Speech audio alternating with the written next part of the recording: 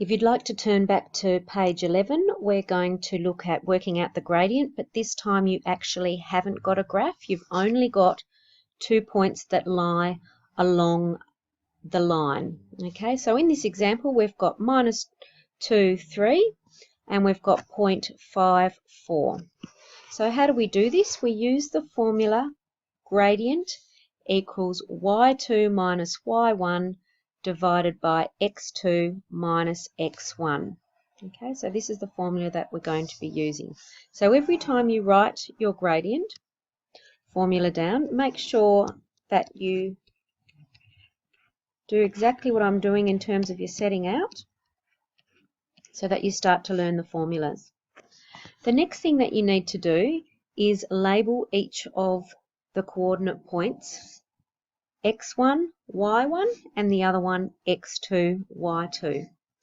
And so then when you see in the formula y2, you're going to put in number 4 in that position.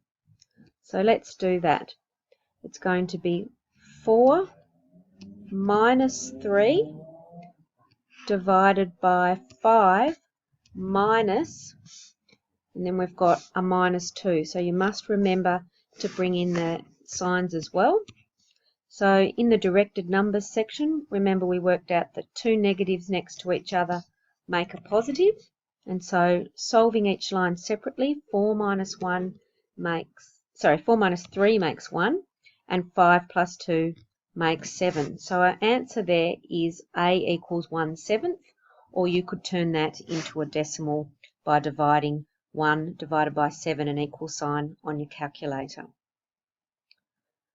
So that's how you do the gradient using the equation formula. Gradient equals y2 minus y1 divided by x2 minus x1. So let's do this second example. First thing is to label them x1, y1 and x2, y2. Okay.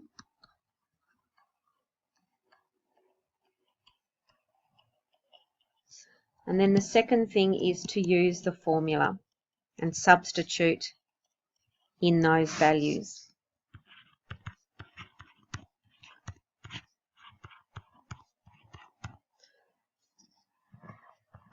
So what have we got? I'm going to show you the pattern, and you may have already done this in the past.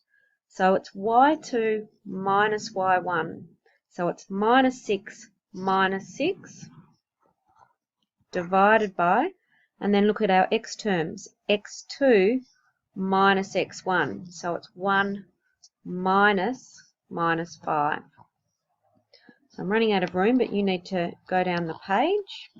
So our gradient is -6 minus 6, so it's a bigger minus, makes -12, and 1 minus minus makes a plus, so 1 plus 5 makes 6. So therefore, minus divided by a positive makes a minus, and 12 divided by 6 makes 2. So you can start to get a picture of this line, that as we go across 1 unit, it's going down 2. Across 1 unit, down 2. So it might look like that with a negative gradient. Okay. With the first example, as you go across 1 unit, you're only going up a 7th.